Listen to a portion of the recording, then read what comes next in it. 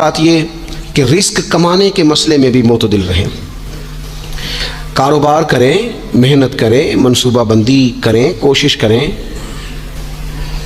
لیکن پیسے کمانے کے مسئلے میں ڈپریشن کا شکار نہ ہو۔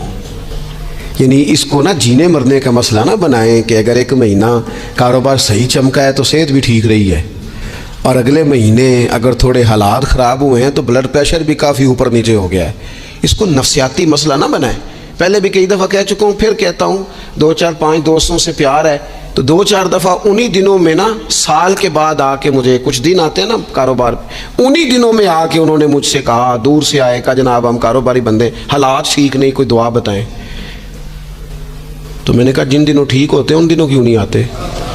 کیا آج کل حالات بڑے اچھے ہیں، کچھ شکر کا طریقہ بتائیں، کیوں نہیں آتے؟ کیا فلسفہ ہم نے اختیار کر لیا ہے؟ رزق کا وعدہ اللہ کا ہے، اس کو کمانے میں اور پیسے کمانے میں محنت کرنے کا حکم دیا گیا ہے۔ نبی پاک علیہ الصلوۃ والسلام نے فرمایا جدوجہد کرو، نکلو، اللہ پہ بھروسہ کر کے نکلو، جس طرح وہ پرندوں کو روزی دیتا تمہیں بھی دے گا، لیکن اس میں نفسیاتی مسئلہ نہ بنایا جائے، نفسیاتی نہ بنایا جائے۔ حضور علیہ الصلوۃ والسلام نے نا ایک جملے کے اندر اس مضمون کو اتنے حسین انداز میں سمیٹا ہے نا کہ مسلمان، یہ ابن ماجہ میں موجود ہے، مسلمان اگر ان 2 جملوں کو کبھی سمجھ جائے نا تو سکون آ جائے زندگی میں، اطمینان نصیب ہو جائے، تیقن کی دولت ملے۔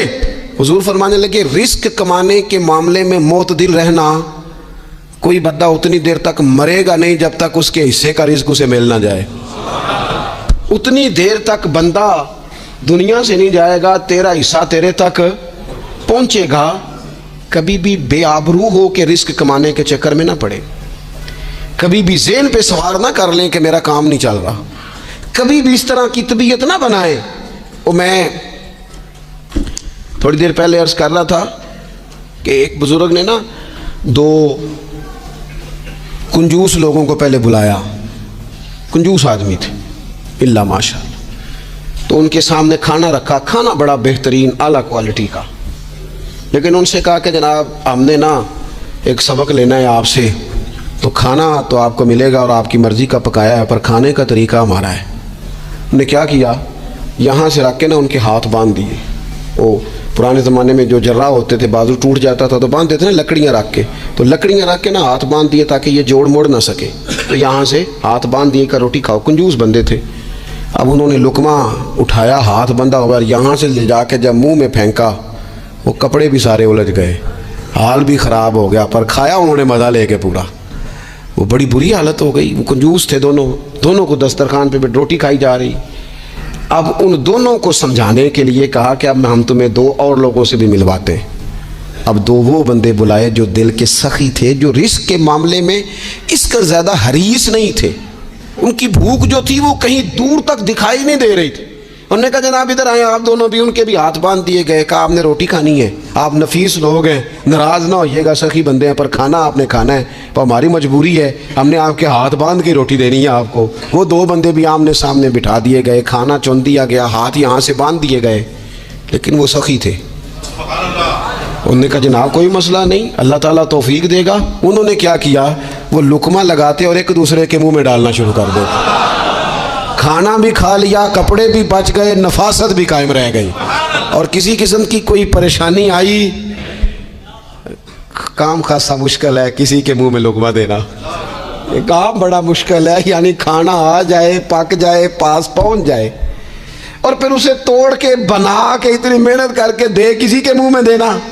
لیکن یہ دے کے دیکھو کپڑے بچ جائیں گے انشاءاللہ، نفاست نظر آئے گی، حسن نظر آئے گا، خوبصورتی نظر آئے گی، اس میں لطافت محسوس ہوگی، اس میں لگے گا کہ یہ بندہ ایسا ہے جسے اللہ تعالیٰ نے اپنے فضل سے عطا فرمایا ہے۔ تو غیر معتدل طریقہ بندے کو رسوا کر دیتا ہے، رسوا کر دیتا ہے۔ وہ مال کمانے تو نکلتا ہے لیکن وہ کمزور ہو جاتا ہے، اس کا مزاج اور طرح کا ہو جاتا ہے۔ میں نے دیکھا ہے، وہ جناب ساری دنیا چھٹی پہ ہے لیکن اس نے کہا چلو آج میں دکان کھول لیتا ہوں، گاہک کہیں بھی نہیں آئے گا تو چلو سارے آج مجھے مل جائیں گے۔ ایسا نہیں ہوتا، رزق اللہ نے تقسیم فرمایا ہے، اور جس کا ہے وہ اس تک پہنچ جاتا ہے۔ تو غیر معتدل طریقہ اور رسوائی والا طریقہ کبھی بھی اختیار۔ اسی طرح کا معاملہ سخاوت میں ہے۔ نبی پاک علیہ الصلوۃ والسلام نے فرمایا کہ جب صبح دن چڑھتا ہے تو فرشتے دعا کرتے ہیں، کہتے ہیں یا اللہ سخی کو زیادہ عطا فرما، اسے زیادہ دے۔ حضور فرماتے ہیں جو سخی ہوتا ہے نا، یہ لوگوں کے بھی قریب ہوتا ہے، اللہ تعالیٰ کے بھی قریب ہوتا ہے اور جنت کے بھی قریب ہوتا ہے۔ اور یہ جو کنجوس ہوتا ہے یہ لوگوں سے بھی دور ہوتا ہے، اللہ تعالیٰ سے بھی دور ہو جاتا ہے، جنت سے بھی دور ہو جاتا ہے۔ سخاوت بڑی اعلیٰ چیز ہے، لیکن اس میں بھی معتدل رہنے کا کہا گیا ہے۔ معتدل، کچھ لوگ ایسے ہیں جو سخی نہیں ہوتے، یہ میں کوشش کروں گا تشریح آپ کے ذہن کے مطابق کر لوں۔ سخی مزاجن سخی، لیکن اگر کبھی چڑ جائے نا وہ جتنے مرضی پیسے لے لو ان سے، مزاج میں سخاوت نہیں، لیکن اگر طبیعت ہے اس طرح کی کہ اگر ان کا ذہن آ گیا نا، کبھی کہیں کسی نے تعریف کر دی ہے، پوری خوشامد اس نے کر لی ہے، تو پھر تو جناب ساری جیب بھی آپ خالی کرا دیں۔ یہ مزاج کی سخاوت نہیں ہے، یہ تو آپ کی طبیعت کا وہ ابال ہے کہ اگر کسی بندے کو پتہ چل گیا کہ کس طرح کر کے آپ قابو آتے ہیں تو پھر وہ روز استعمال کرے گا، اور یہ ہوتا ہے، یہ ماحول ہوتا ہے۔ میں چونکہ مذہبی ماحول سے تعلق رکھتا ہوں، میں نے خود یہ دیکھا ہے کہ کوئی شخص اگر اس نے زیادہ بڑا منہ کھول کے لوگوں سے مانگنا شروع کر لیا تو پھر تو جناب بڑی بات ہے، مہنگا آدمی۔ اور اگر کوئی اپنی وفاداری قائم رکھتا ہے، خوشامد نہیں کر سکتا، اس کی طبیعت نہیں ہے کہ وہ 20-50 لوگوں کی خوشامد کرے، 10 کو حاجی صاحب کہے، 20 کو عاشق رسول کہے، اور 30-35 کو کہے جناب بڑی بات ہے، ہم نے تو بڑا دیکھا ہے، آپ تو بڑے بہترین لوگ ہیں۔ تو پھر جناب وہ اگر یہ کام اسے کرنا آتا ہے تو پھر اس کا مطلب ہے اسے دہاڑی بھی اچھی لگانی آتی، پھر اس کی آواز کا بھی زیادہ سریلا ہونا ضروری نہیں، پھر اللہ تعالیٰ معاف فرمائے، پھر بس ٹھیک ہے، اب میں کیا اس پر تبصرہ کروں، پھر تو ہم دیکھ رہے ہوتے ہیں جس کو وہ عاشق رسول کہہ رہے ہوتے ہیں نا۔ اور ایسی خطرناک، میرے سامنے ایک نعت خیق صاحب سے کہنے لگا، نعت حضور کی پڑھی جا رہی ہے، کبھی شعراء ایک کام کرتے تھے، وہ کہتے تھے شعر تیری نظر ہے، وہ غزل کا شعر ہے یا کوئی ایسا شعر ہے، لیکن ایک شعر ہے نعت کا، اس میں تو حضور کی تعریف ہے۔ نبی پاک کی تعریف کا شعر کسی بندے کی نظر کیسے ہو سکتا ہے جب اس میں ذکر ہی رسول پاک کا ہے؟ تو وہ نعت خان صاحب کہنے لگے، بندہ سامنے بیٹھا ہے، تھوڑا بہت میں بھی اسے جانتا ہی تھا، تو اسے کہنے لگے حاجی صاحب یہ شعر تہاڈی نظر ہے۔ میں نے آخیا تو مہربانی کر، یہ نظر کوئی اور شے کر لیا، یہ تو نعت ہے حضور کی، یہ نبی پاک کے لیے ہی رہنے دے، اس کی نظر تو نے کر دی ہے۔ تو نالے میں کیا یہ حاجی جنی دیر تک پیچھے بیٹھا سی انہیں دیر تو نظر کیتی نہیں، ان دتھیاں لے کے سامنے آئے تھے تو نظر نے یاد شروع کر لی۔ نہ کریں یہ کام، اس سے کوفت پہ، اور آپ یقین کریں میں ذمہ داری سے کہتا ہوں یہ کام کرنے والا بھی تنگ ہوتا ہے، اور جس کے لیے کر رہا ہوتا ہے پتہ اسے بھی سارا ہی ہوتا ہے کہ یہ چکر کیا چل رہا ہے، سب پتہ ہوتا ہے۔ تو اس تکلف میں جب انسان کام کرتا ہے تو کہاں تک بات جاتی؟ سخاوت کرے لیکن چڑھ کر کوئی کام نہ کرے۔ نبی پاک علیہ الصلوۃ والسلام نے فرمایا، حضور فرمانے لگے اس طرح خیرات نہ کرنا کہ تمہارے اپنے بچے بعد میں لوگوں کے سامنے ہاتھ پھیلاتے پھریں۔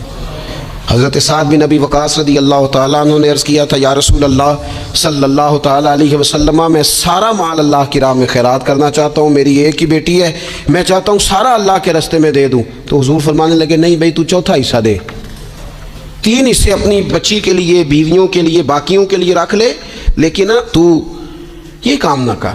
تو میرے عزیز زندگی میں خرچ کرنے میں بھی اعتدال کا مظاہرہ کریں۔ مجھے پتہ ہے اچھی طرح کہ ہمارے ہاں ایک مزاج بن جاتا ہے، طبیعت بن جاتی ہے کہ اگر کسی شخص کو آپ تھوڑی سی مدد کرتے ہیں تو وہ سمجھتا ہے کہ اگر اس نے مجھے 20,000 دیا ہے تو یقیناً اس کے گھر میں 50 لاکھ پڑا ہے، وہ پھر اگلے ہفتے دوبارہ آتا ہے، ایک نئی مجبوری کا بھی اظہار کرتا ہے۔ یہ ساری چیزیں ہوتی ہیں، ان چیزوں کے بیچ ہی آپ کو نیکی کرنی ہے، لیکن افراط و تفریط سے بچنا ہے۔ اسی طرح کا معاملہ اپنی زندگی کے دیگر معاملات میں کریں۔ نبی پاک علیہ الصلوۃ والسلام نے نا سادگی کو پسند کیا ہے، حضور سادگی کو پسند کرتے، کھانے کے معاملے میں بھی اور کپڑوں کے معاملے میں بھی، لیکن اچھا لباس پہننے کی اجازت دیتے۔ حضور علیہ الصلوۃ والسلام نے ایک موقع پر ارشاد فرمایا کہ اگر کسی بندے کے پاس گنجائش ہے تو اسے اجازت ہے کہ 2 جوڑے کپڑوں کے کام کاج کے لیے رکھ لے، 2 جوڑے جمعے کے لیے رکھ لے۔ اور نبی پاک صلی اللہ تعالیٰ علیہ وسلم نے ایک شخص کو دیکھا جو مالدار تھا، لیکن اس کے کپڑے پھٹے پرانے تھے، لباس پرا گندا تھا، بال بکھرے ہوئے تھے۔ تو اللہ کے محبوب علیہ السلام نے فرمایا تیرے اوپر اللہ کا فضل ہے، اور رب جب فضل کرے تو پھر اللہ فضل دیکھنا پسند بھی فرماتا ہے۔ فرمایا تو اچھا لباس پہن، حرج کوئی نہیں، لیکن اپنا رسول پاک علیہ السلام کا طریقہ مبارکہ یہی تھا کہ سیدہ عائشہ صدیقہ فرماتی ہیں کہ یہ وہ لنگی مبارک ہے اور یہ وہ پیوند والا کرتا مبارک ہے اسی میں محبوب نے اپنی جان اپنے رب کریم کی بارگاہ میں پیش کر دی، اور فرماتی ہیں کتنے کتنے دن گزرے کہ رسول پاک علیہ الصلوۃ والسلام نے کھانا تناول نہیں فرمایا، کتنے کتنے دن گزرے۔ میں اس ساری بات کو اگر سمیٹوں نا تو میں یہ نوجوان اگر میری بات پر غور کریں تو اسلام کہتا ہے حضور خود کنگھی بھی فرماتے تھے، تیل بھی لگاتے تھے، امامہ بھی باندھتے تھے، سرما بھی پہنتے تھے، سادہ لباس پہنتے تھے لیکن صاف ستھرا۔ اسلام آرائش کی اجازت دیتا ہے، زینت کی اجازت دیتا ہے۔